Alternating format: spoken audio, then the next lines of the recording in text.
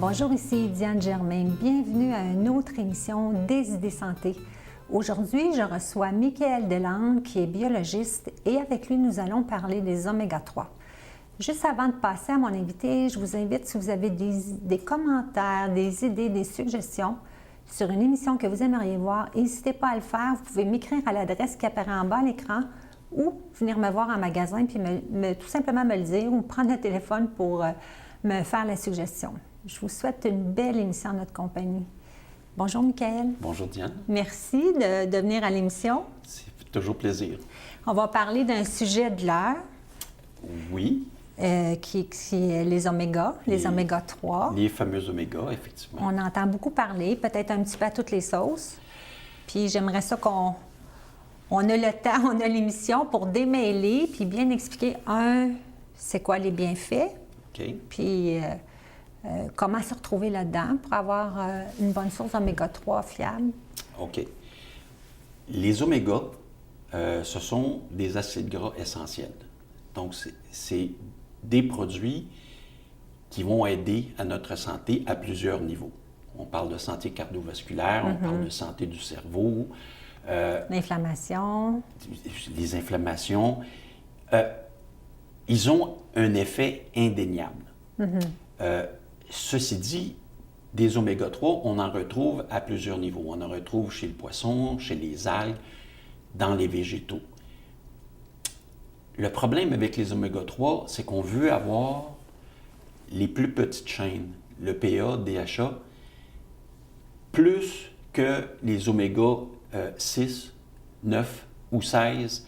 Et malheureusement, dans les suppléments végétaux, donc les huiles de lin, les huiles de bourrache, toutes les huiles issues de végétaux, ils ont un ratio qui est trop élevé en oméga 6, 9 et 16. Donc, on continue à faire dans notre alimentation un débalancement vers des oméga à longue chaîne. Ça veut dire que le ratio d'oméga 6, par exemple, 6, 9 et 16 serait trop élevé, par rapport à notre besoin d'oméga 3. Par rapport à la partie d'oméga 3. Notre diète, à nous, fait en sorte que on accumule beaucoup les 6, 9 et 16, les oméga 6, 9 et 16, des oméga à plus longue chaîne, qui sont omniprésents dans les huiles végétales et dans tout ce qu'on mange. Fait que juste pour les gens qui nous écoutent, par exemple, oméga 6, on va penser à l'huile de tournesol. Bien, toutes les huiles végétales. Toutes les huiles végétales. Toutes les huiles végétales en contiennent de la 6, de la 9, de la 16. Et c'est pas mauvais, mais on est déjà trop riche. Il y en a déjà beaucoup dans l'alimentation. Il y en a déjà beaucoup. C'est pour ça qu'il y a comme un déficit d'oméga 3. On a un déficit qui est un déficit en oméga à plus petite chaîne. OK. Et puis l'oméga... on doit respecter un certain ratio entre ces différentes chaînes. OK. Puis notre ratio, dans notre diète normale, elle est trop débalancée vers les oméga à longue chaîne.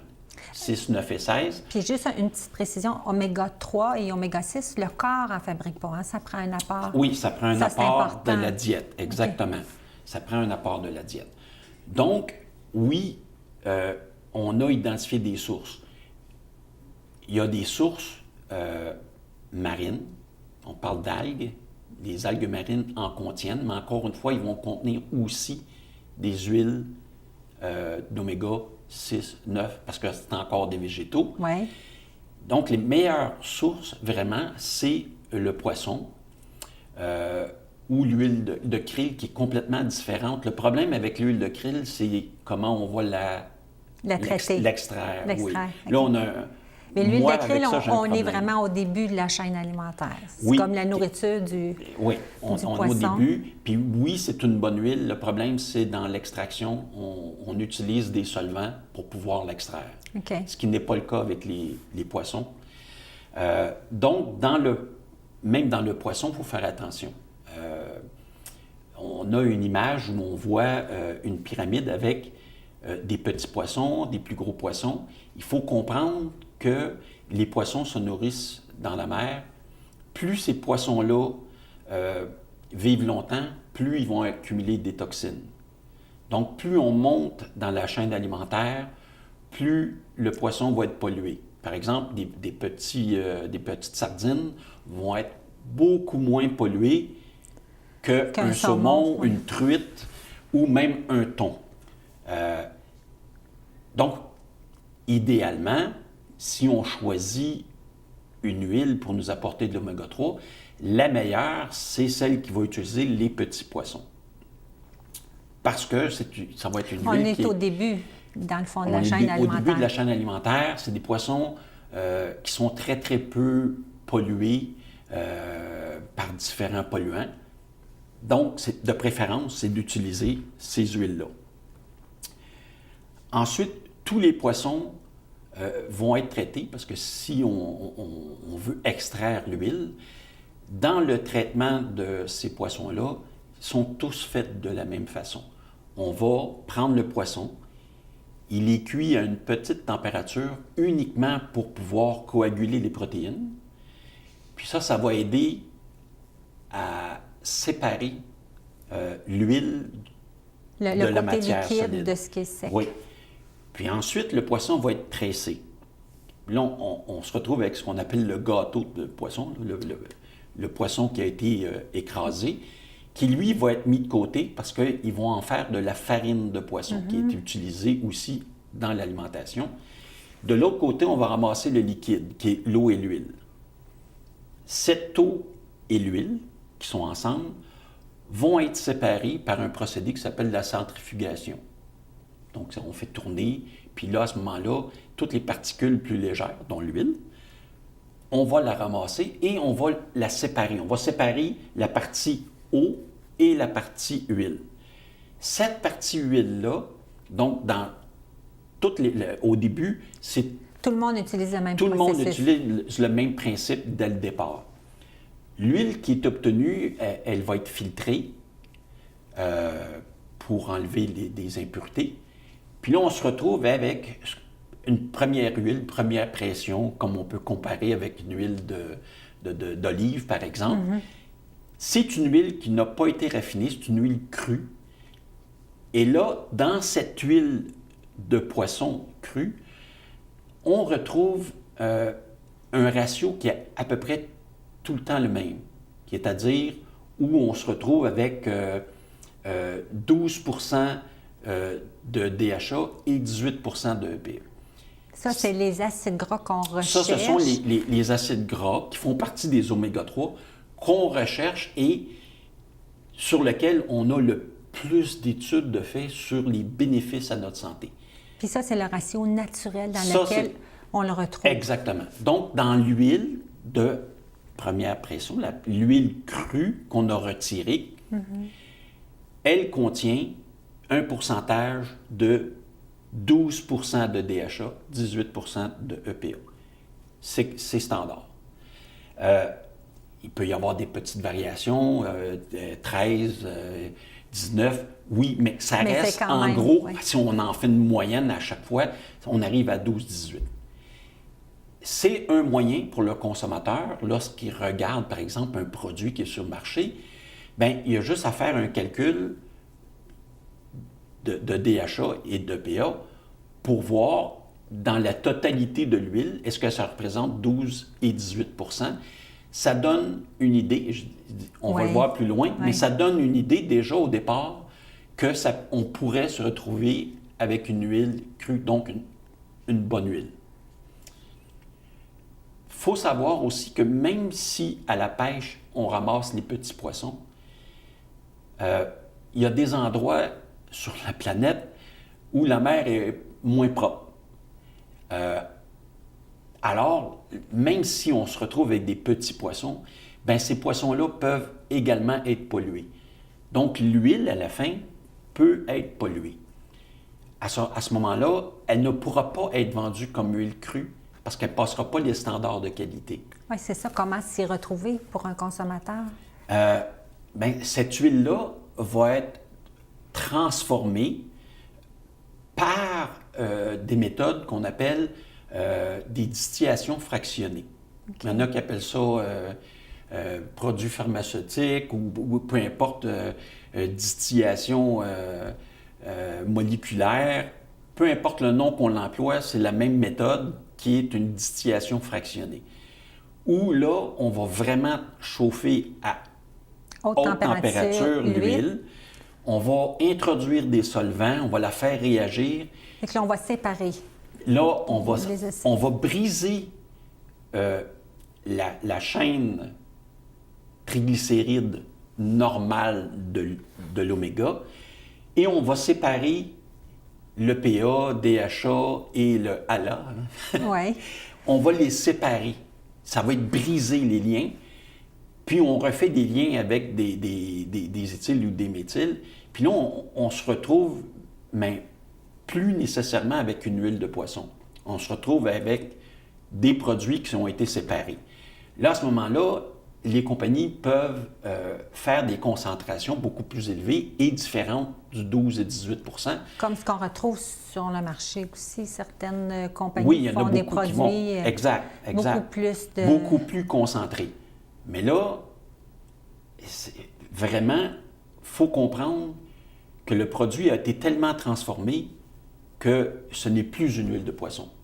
On se retrouve avec un autre produit complètement à part et même au niveau du métabolisme, ça ne passe pas par la même place pour pouvoir métaboliser tout ça.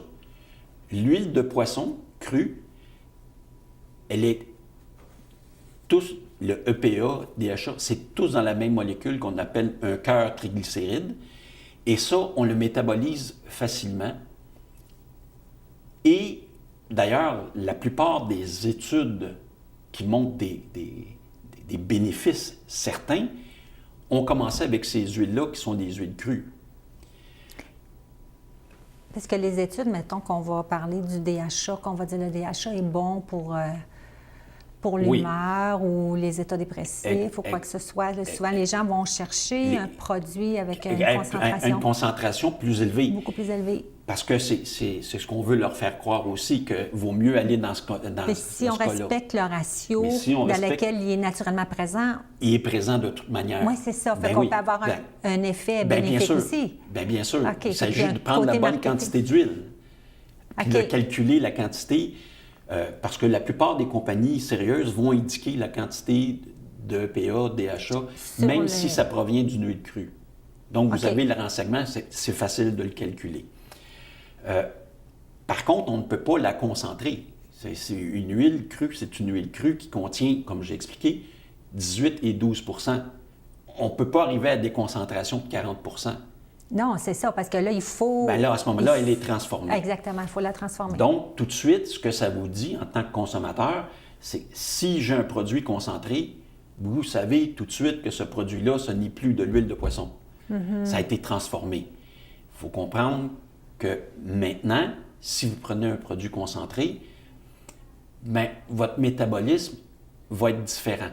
Donc, à ce moment-là, pour votre métabolisme, pour pouvoir utiliser ça, ça va passer par le foie, c'est plus long et il peut y occasionner certains problèmes, des engorgements, il peut y avoir un développement d'urticaire, par exemple.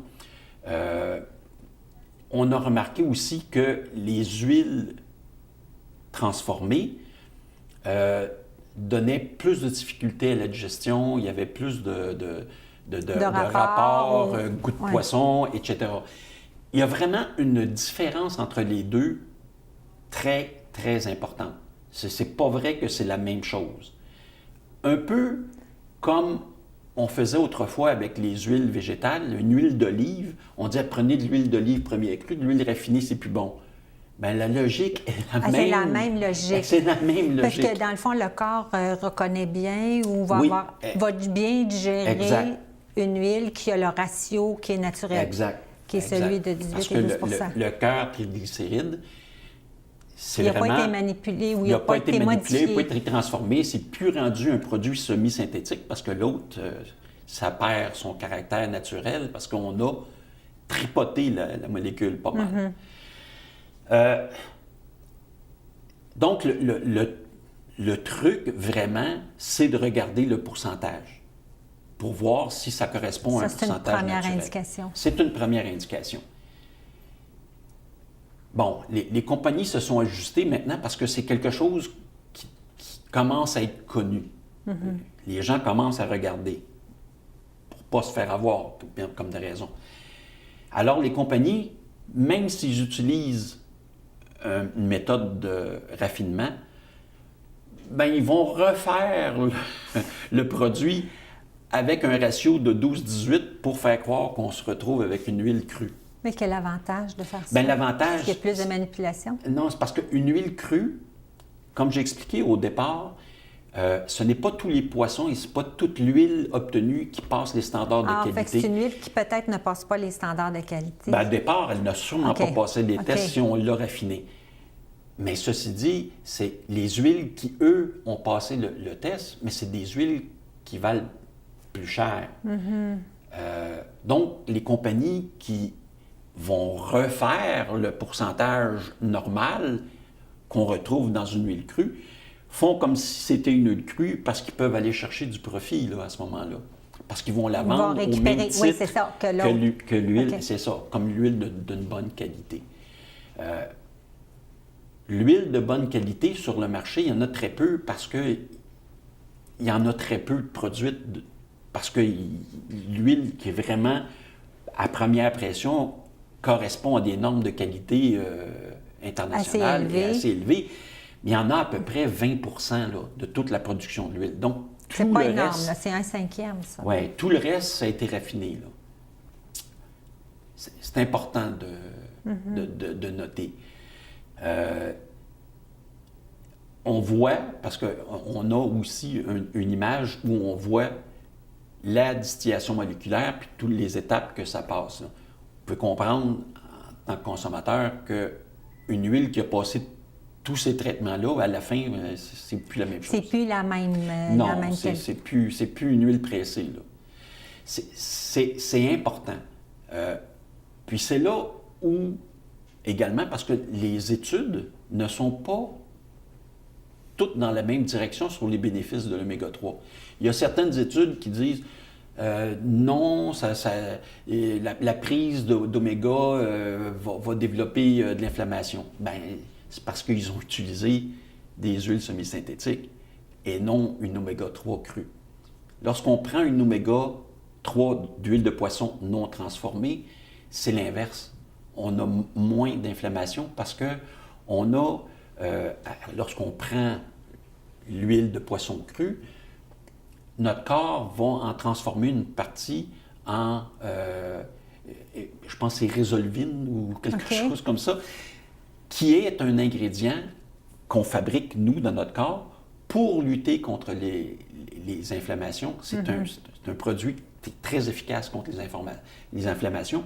C'est quelque chose que nous-mêmes, on produit à partir des oméga 3. Donc, mais là, il y a un apport. Si on prend un supplément, oui, on a un apport. Des fois, s'il y a beaucoup d'inflammation, ça vient comme aider à agir plus rapidement. Bien oui, effectivement. C'est d'ailleurs pour ça qu'on appelle ça une supplémentation. C'est parce que ça supplémente un manque.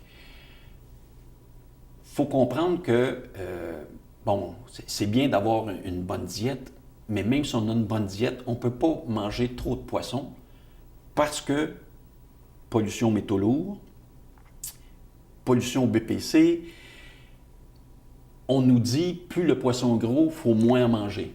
Hein? Oui, plus c'est à risque, parce que le poisson, il a mangé donc poissons. Si on en mange 2 fois par semaine, par exemple, qui est une limite pour les gros poissons, bien, 2 fois par semaine, on n'a pas l'apport nécessaire d'oméga 3 pour pouvoir agir comme anti-inflammatoire. On ne fournit pas au corps On les n'arrive pas bons à fournir. acides gras qu'on a besoin. C'est ça. Fait qu'à exactement. ce moment-là, il y a la supplémentation. Il y a la supplémentation. Étant donné que le corps n'en fabrique pas, C'est ça.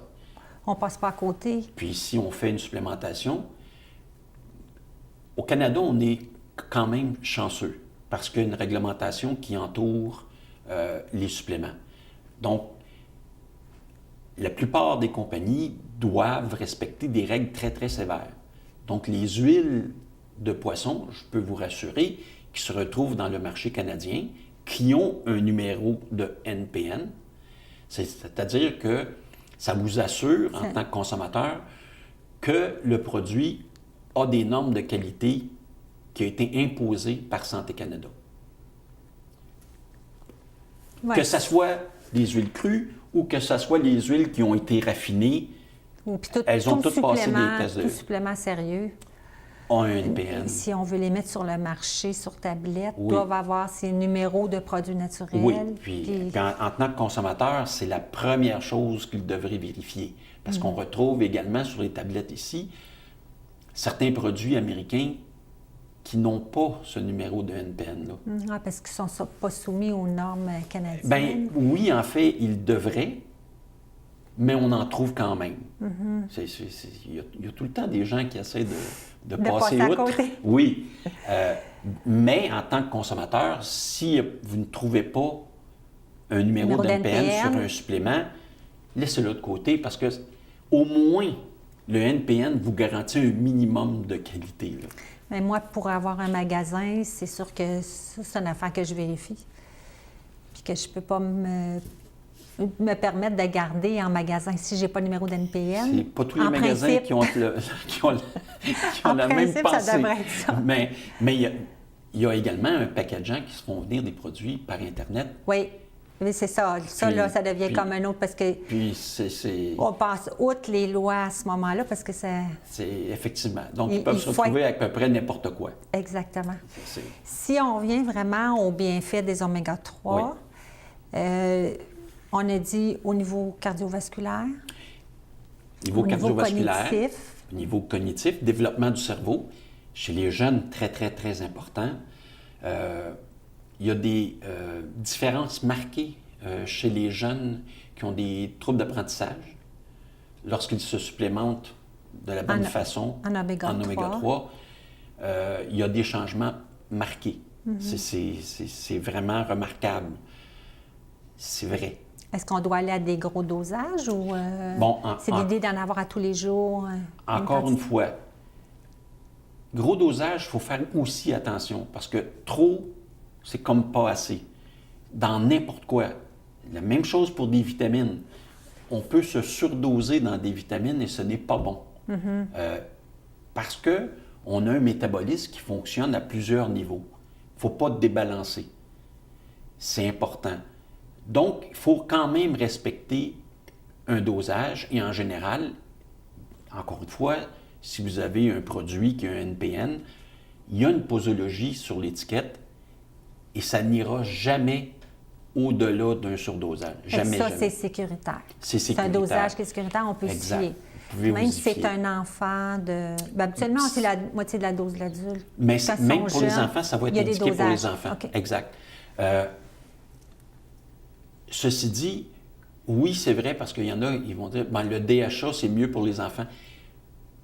Je dis aux consommateurs, on revient encore à la concentration. Notre même ratio. Faites attention, vous êtes mieux d'y aller avec un dosage, parce qu'en passant, le PA n'est pas mauvais non plus. Mais Donc, non, c'est ça. C'est comme si on avait mis tout sur le DHA, Ouais, l'importance. mais c'est... Puis dans quelques années, ils vont nous dire, bon, on a fait des études sur le PA, puis... Mais le PA, en ce moment, les études récentes, ils s'aperçoivent que la métabolisation de l'EPA fait la même chose que le DHA, mais un peu plus tard. OK. Fait qu'on C'est est dans, juste- dans le suivi. Oui. Je reviens toujours à ma logique de base. Prenez une huile crue. Même si le DHA est moins que le PA, au moins il est d'une bonne source. Puis de toute manière, si vous avez les quantités indiquées en milligrammes, vous pouvez avoir une supplémentation adéquate en DHA même en partant d'une huile crue. Donc, c'est faux de croire qu'on le concentre. Là. Ça, c'est fiable. Je veux juste avoir le temps d'énumérer comme faut tous les bienfaits des oméga-3. Oui. Anti-inflammatoires. Ça, c'est important. Ça, c'est vraiment très, très important. Puis moi, j'ai vu beaucoup de gens qui ont eu des bonnes améliorations, surtout de l'inflammation au niveau du système digestif. Oui. Mais pas juste le système digestif, mais... C'est plus l'inflammation. Mais ça également, on a parlé du dérèglement dans notre diète parce que ce qui arrive, c'est que un trop haut niveau d'oméga 6, 9, 16... Ah oui, et générateur d'inflammation. Ça, c'est générateur d'inflammation. Alors, c'est pour ça que j'ai tendance à minimiser un peu la supplémentation issue des végétaux parce qu'on continue à aller dans le mauvais ratio puis la mauvaise représentation. Fait que la meilleure façon d'augmenter notre ratio, c'est vraiment de prendre des assez rapidement, c'est oméga 3, des huiles de poisson. Des huiles de poisson. Qui vont les algues, c'est quand même mieux que les végétaux. Ça reste dans les végétaux. Les véganes là, qui ne veulent pas prendre qui veulent pas avoir d'huile de poisson, ils peuvent quand même prendre une huile d'algue qui est beaucoup mieux que les autres huiles, là, les huiles de bourrache, tous les grands végétaux. C'est quand même mieux. Le ratio est quand même plus favorable, mais c'est quand même moins favorable qu'une huile de poisson. Dans les ondes bienfaits, il y a aussi l'équilibre des corps gras, dans le fond, l'équilibre des triglycérides. Bien, ça, on a parlé des ratios, exactement. Ça fait une différence aussi pour la personne qui en consomme. Bien, c'est tout là qu'entre en jeu le facteur anti-inflammatoire. Le facteur anti-inflammatoire réside beaucoup dans le ratio entre les oméga-3 à petite chaîne et les oméga-3 à longue chaîne. Vraiment, dans notre diète, il faut diminuer les oméga à longue chaîne. Il faut qu'on augmente le ratio. Là. Puis avoir plus d'apports alimentaires et de sources de suppléments en oméga-3. En oméga-3. Puis en oméga-3 de qualité. Oui, bien sûr. Ça, c'est important. Ben, c'est important. Quand je parlais des études... Je m'excuse, je vais être obligée de te... Ah, il n'y a pas de problème. C'est déjà tout le temps qu'on avait... Ah, pas vrai? Ça passe vite, hein? C'est trop vite. J'espère que vous avez appris quelque chose, que ça vous a donné le goût de prendre des oméga-3, que vous avez passé du bon temps en notre compagnie. Je vous souhaite une belle semaine. À bientôt.